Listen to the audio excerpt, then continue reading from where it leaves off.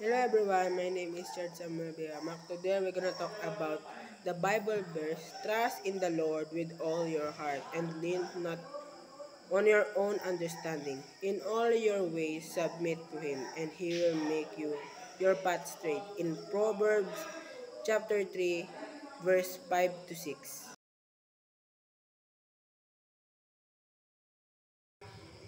This verse offers guidance on trust, faith, and decision making.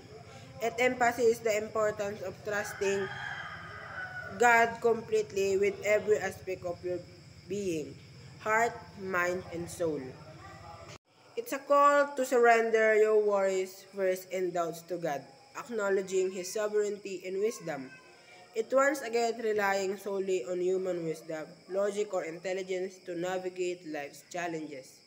It encourages humility, recognizing the limitation of human understanding and the potential for errors or biases.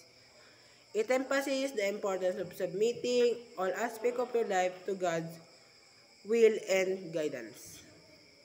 It suggests that when you trust God and submit to His guidance, He will provide clarity and direction, smooth out difficulties and obstacles, lead you to the right path even when it's unclear.